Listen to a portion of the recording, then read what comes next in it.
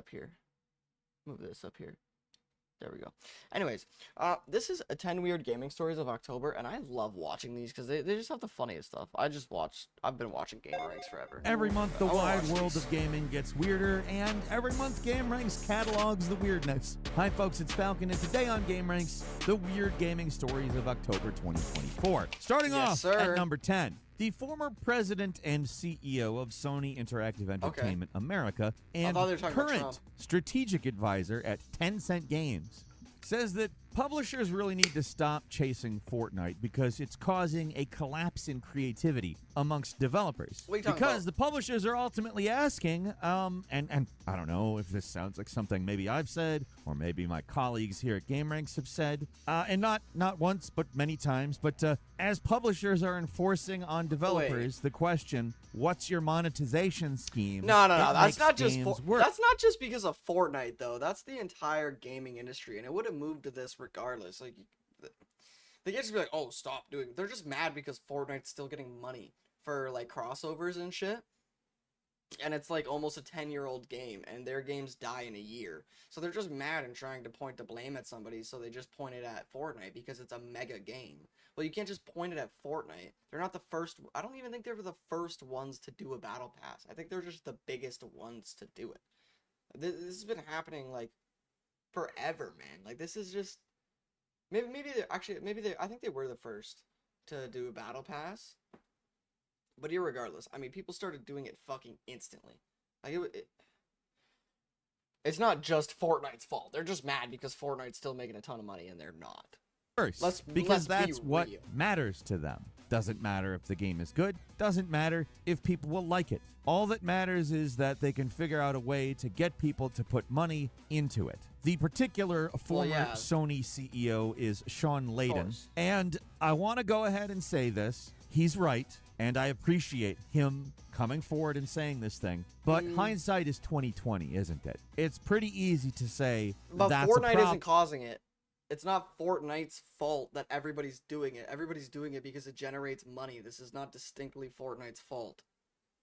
This would have happened regardless. They tried to do this back in Skyrim with horse armor. This has been happening forever. They've been trying to make money out of nothing with games forever. This is not just a Fortnite exclusive problem.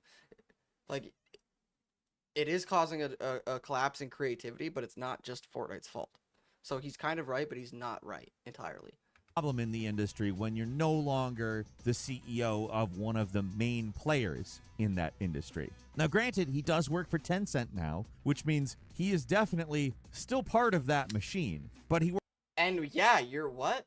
So hold on, you were the president of PlayStation. By the way, these are the same people who endorsed Concord, which failed. They spent a fuck ton of money on it. They failed. They've endorsed all kinds of random bullshit. They remade Horizon Zero Dawn 6 different times. Nobody cares about Horizon Zero Dawn. Okay? Nobody gives a fuck. So, A, you're the president of that company who's probably forcing on these developers these fucking monetization schemes. And now you're a part of the strategic advertising team of Tencent Games. Good job.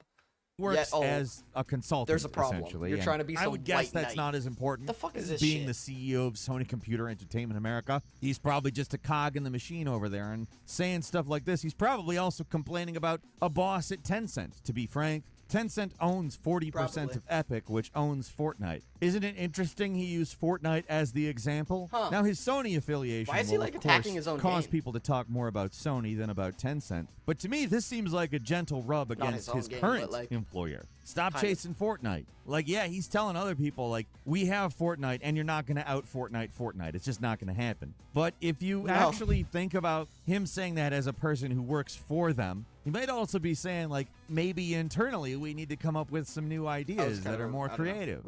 I don't know. I think that it's a weird story because I think there's some push and pull there that a lot of people aren't talking about. But before we move on from this story, he does provide a rationale that I personally agree with. He chalks it up to the AAA triple-digit million game. Today, the entry cost for making a AAA game is in the triple-digit millions now. I think naturally risk tolerance drops, and you're looking at sequels, you're looking at copycats.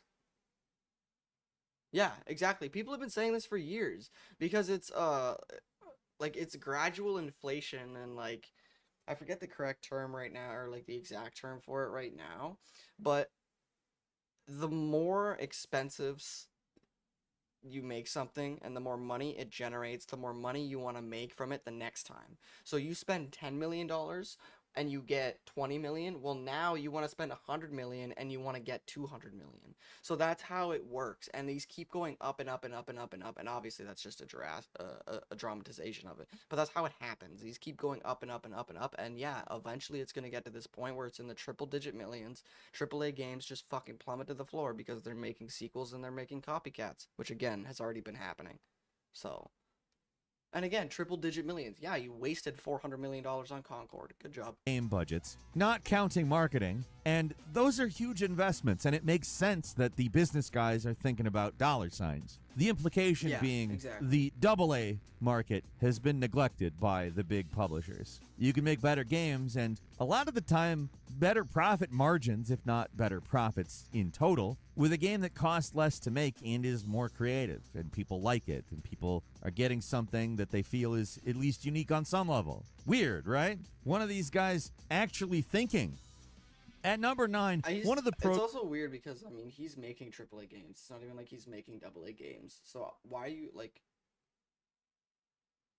I don't know. It's just, I think it's behind weird. the horse armor back in Elder Scrolls Oblivion. There you go. Bruce Nesmith, who has since left the video game industry to be a full-time novel writer, was doing an interview with Video Gamer and basically said, we had no idea what we're doing. He was talking about how it was a test. It was kind of to see if downloadable content across multiple platforms was viable, and clearly it was. It was $2.50. Everyone hated it, but he said it sold millions. He couldn't remember the exact figures, but he said millions. That's a lot of hated horse armor. But it was basically a test because prior to Oblivion, they would release $2, bro, and it sold millions. This is why. This is what I was saying in the first place. This is why they started doing it, because it's just the evolution of things. You know, we had horses, but let's go faster. Let's go quicker. You know, we have cars, but let's start flying. Like, it's this thing where you have to keep getting bigger and bigger and bigger. So they have horse armor. Okay, that generates millions. Okay, well, how do we get multiple millions? Oh, let's add a cool skin for the main character or for the gun that you use. Boom, multi-million. How do we get hundreds of millions? And then it just keeps going and going and going.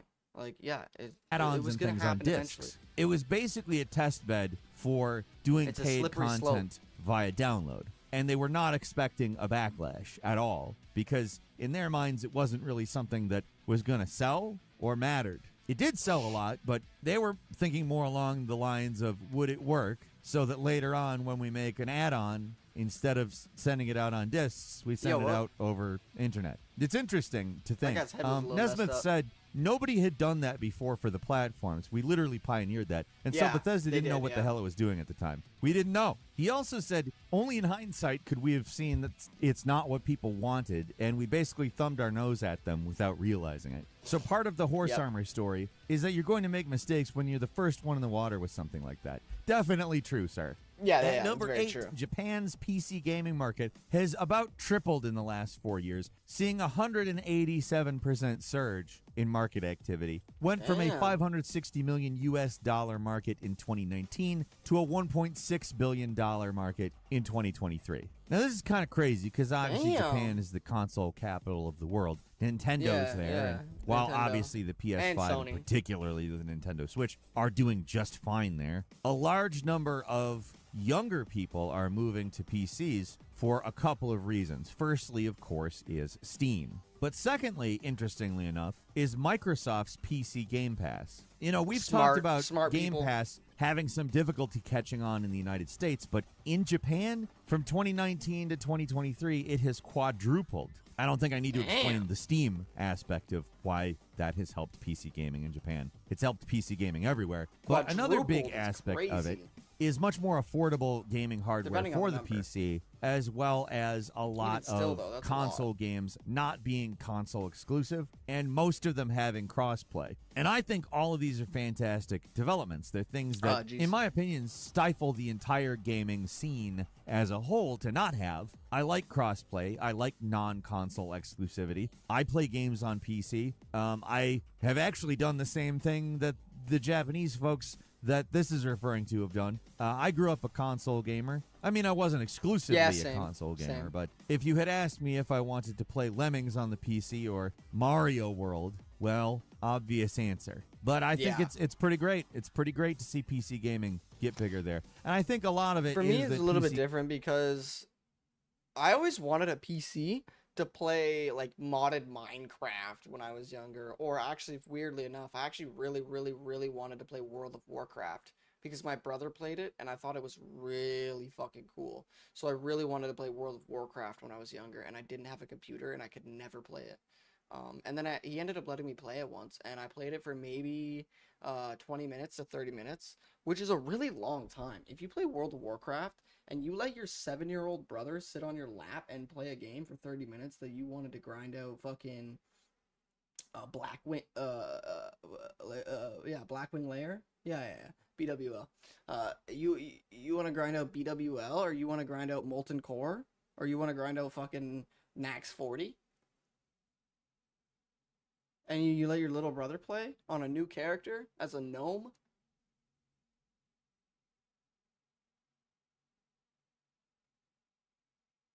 That doesn't happen. Okay, it doesn't happen. So he deleted my character. Yeah, that's what happened. Gaming is, you know, a much more flexible prospect. As soon as I was done, too. As soon as I was done, he deleted my character.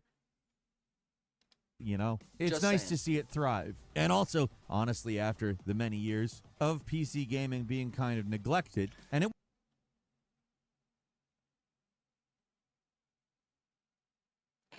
I didn't even know that was gonna pop up. I literally haven't even watched this.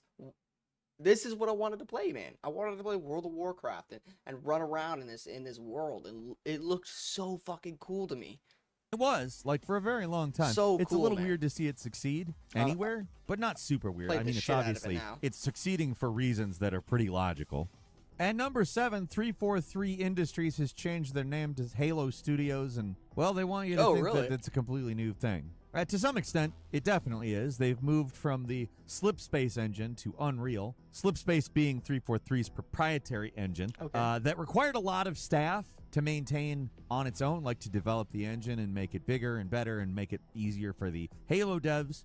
And they made a big to-do about how spending all of that time and energy developing a tech stack on top of developing watch all a of game it, but I think I remember was a seeing waste of this. energy. And honestly, it is, because there's no reason for Halo to be on some proprietary engine. Let's be serious. Halo Infinite was so bad. So, in my opinion, that's a positive development, but I also just find this weird because they set it up like this. If you really break Halo down, there have been 2 very distinct chapters. Chapter 1, Bungie. Chapter 2, 343 Industries. Now I think we have an audience that's hungry for more, so we're not just going to try to improve the efficiency development, but change the recipe of how... Or if you go back here, actually, hold on. If we just go back here for just a sec. So, this one up in the orange here, this is the good saga. And this one down here, this one is the bad saga. Hungry for more, so we're not just going to try to improve the efficiency development, but change the recipe of how we make Halo games. So we start a new chapter today. But now, what bothers me about... Before we continue, hopefully they don't do a Star Wars. Okay, 1 is kind of... no, because that would be the other way.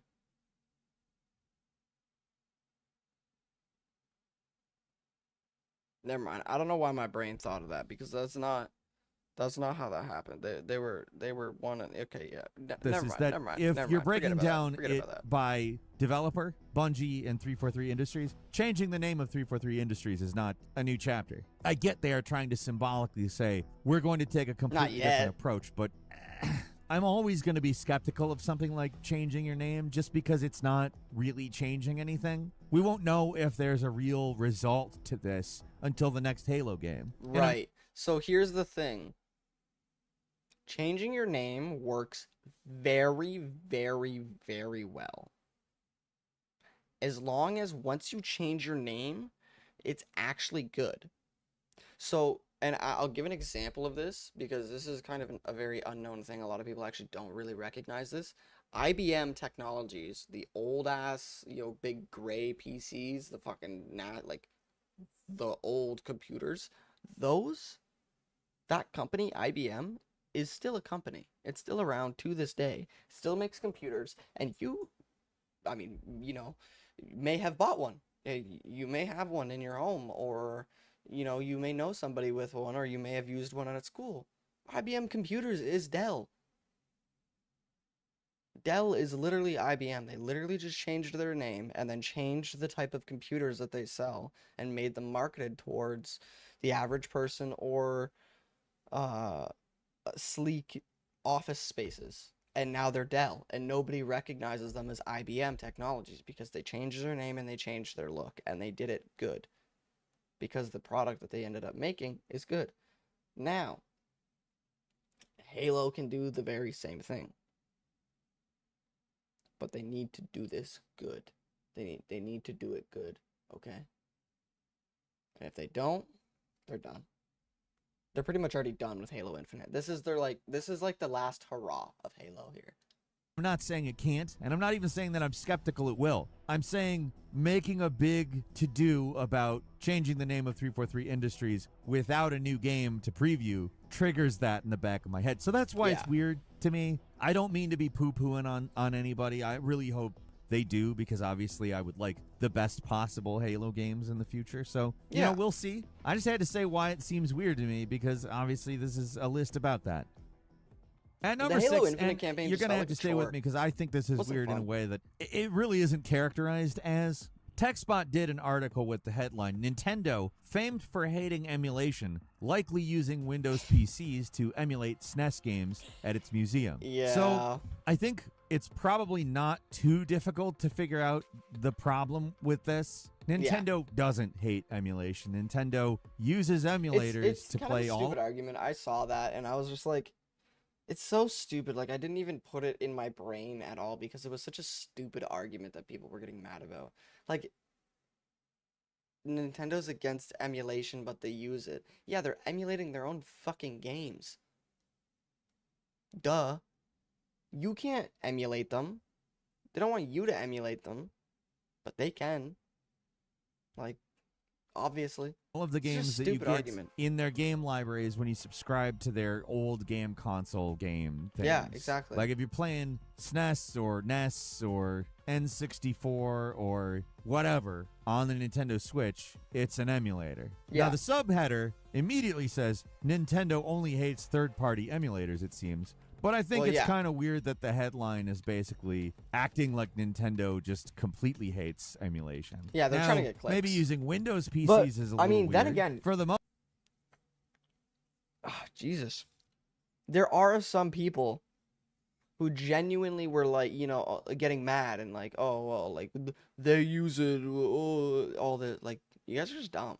Most part, when you see this type of thing, you would expect them to use, I don't know, like Linux. Because if that crashes, what happens is going to be indecipherable to the average person, and they're not going to think, oh, it's just a PC. I'm just playing a game on a PC. I don't know. It makes people mad that they're using emulators when they do everything possible to shut down emulators. But I would really like to refocus people's ire. It's not emulators that Nintendo hates. It's people enjoying their IP in a way that they don't want them to. And let's be clear, they want you to buy it is not about money, because they aggressively enforce IP on games that have long been out of print and have no modern equivalent to buying standalone. They just don't like utilization of their IP in ways they don't control, which I get, but it also sucks and is bullshit, and I hate IP law. It's not emulators they hate. It's people who like their games that they can't get other ways that they hate. Because let's be clear, Switch emulation is not meaningfully impacting the sales of the Nintendo Switch or its games. We are talking about an incredibly outdated console. I find that kind of funny that he's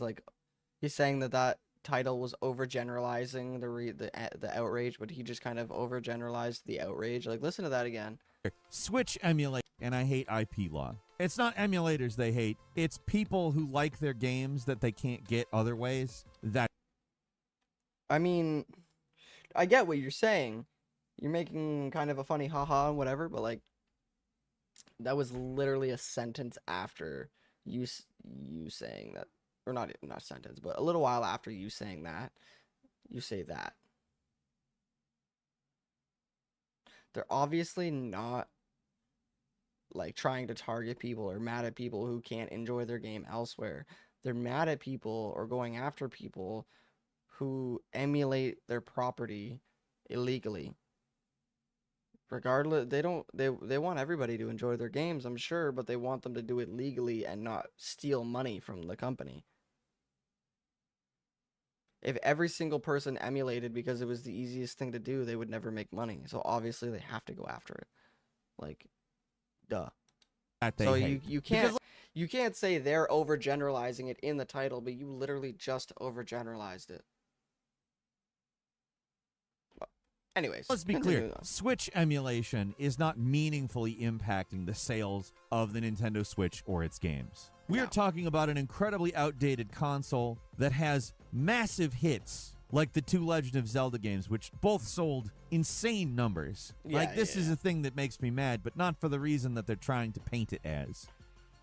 At number 5, hey, remember how we started this list off with how much people hated the $2.50 horse armor in Oblivion? Well, Blizzard just released a $90 World of Warcraft mount.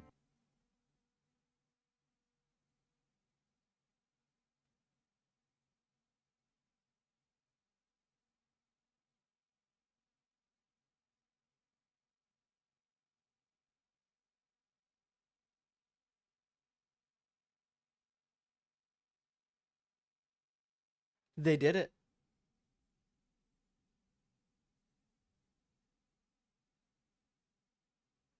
They might have officially just pissed the community off to well, I don't know. We'll have to see how it plays out, but this is literally the shop mount. This is the $5 million Brontosaurus mount, just reskinned. Fancier.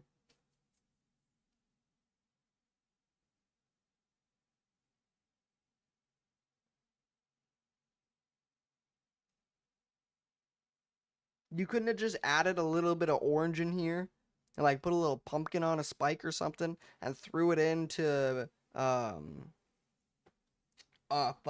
forget where the trolls are, where you fight all the other dinosaurs and shit. I forget what it's called right now. Where all the other trolls are and dinosaurs are and shit, where you get all the other dinosaurs. They couldn't have just added it there. They had to add it for $90, probably $90 US dollars. That's a lot of my fake dollars, my Monopoly money. That like I'm gonna have to stretch that really far in order to if I were to want to buy that. What the fuck, man? Yeah, I don't know that I'm going to have a lot to say about this other than that's a really stupid ripoff. But, I mean, you can go to Blizzard's website and they're literally bragging about this. Yeah, look. The auction, or there's a mail place. It's not even that good because the other one's a forge. So it's literally a worse mount for $90. It's literally more effective to buy the WoW tokens, $5 million worth of WoW tokens, and buy the Brontosaurus than buy this. Why do I need a fucking mail thing? There's literally toys and character abilities that spawn in a mailbox. Why do I need a mailbox and a shop for $90 fucking dollars? Just because it's gold and pretty. Oh, cool. Blizzard, oh my god, what are you doing, Blizzard? Like, just stop. It's literally worse than the $5 million mount that's already in the game. Mount in the blog post equivalent of QVC. Celebrate camaraderie between the Alliance and the Horde with this awe-inspiring Traitors Guild Brutosaur, adorned with a 20th anniversary themed harness encrusted with gems representing World of Warcraft's finest expansions. Call now! Yeah. Bringing the auction house and mail on the go. Oh. So it's not even a standard shop.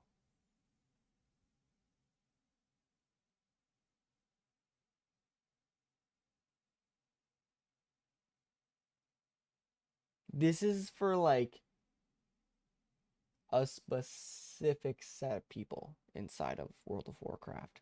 This is for the people who auction farm like it's their 9 to 5.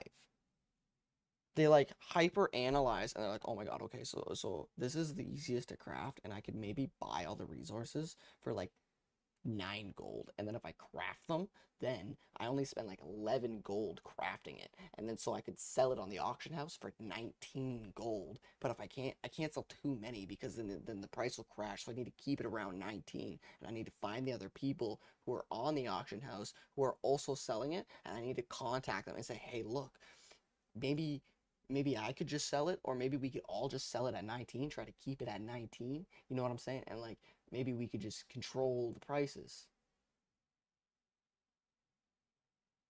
They do that kind of shit.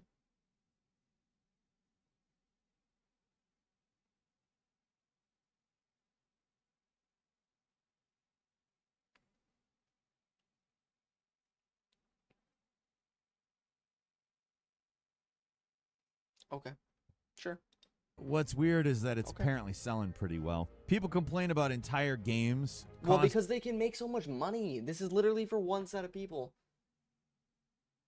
Because the people who do the kind of shit that I was just explaining, well, now if they spend $90 on this, they could probably make an extra $900 with how quick, because they can just do it right. Like they can do all the auction house farming and selling and doing all that, all the duping shit, or not duping, but like, you know what I mean, doing all that shit literally from the mouth. So they could just go get it, do it, like sell it all, put it on the auction house, do it all, get rid of it, and then go and do it again, and then go and do it again, and then go and do it again, and then go and do it again, and then go and do it again.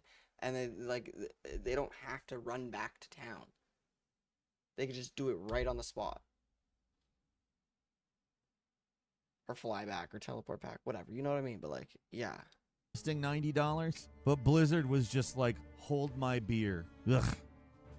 At number 4, hot on the heels of Nintendo enforcing their IP with Pal World. By the way, just one of those incredibly scummy lawsuits where they modified their patent before suing, specifically that was fucked up. so that they could attack Pal World. Sega was like, oh, they can do that? So they decided to sue Bank of Innovation, the developers of Memento Mori, for $6.7 million in damages for patent infringement. Memento Mori is an indie card RPG, and I don't even want to get into the details. This is a serious problem. Patenting game design like this, basically making style into IP, making it so that a type of game is IP, a genre can be intellectual property. That is dangerous. It's also garbage. And these companies that are doing this are just making the case for why intellectual property is bad. I've said it for a very long time, much longer than I have been doing any kind of content on any platform. I was downloading MP3s off IRC in the middle of the 1990s because I'm old and I don't respect IP law. And I also think the statute of limitations is up on that one at this point. I don't do it anymore, is what I'm saying. No piracy for me. But coming from that background, I see this stuff and it makes me mad because even though maybe in the mid-90s I was doing it because I didn't have the money to buy games, the attitude towards that action, towards people who likely don't have the money to buy games and that's why they're doing it, caused me to, as I was growing up, research IP and figure out things that I don't like about it. Patenting genre is like the nightmare scenario of any gamer who understands IP. That's like so wrong. It's beyond wrong. And it's being done by these very mainstream names. Nintendo and Sega are not low-level nobodies. And they're just attacking these smaller developers with surprise hits for making games that are similar. Not like using programming stolen from them, but making games that are similar. I hate it. I hate it so much, and it's a dangerous precedent, and I hope people Even understand. still, with the programming part, like,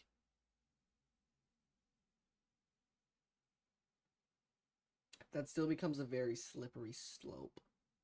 If you could IP, or if you could like have some right over the way a game is programmed, is that not the same way, or in some regard the same sense of having an IP of a game or a design of a game copywritten?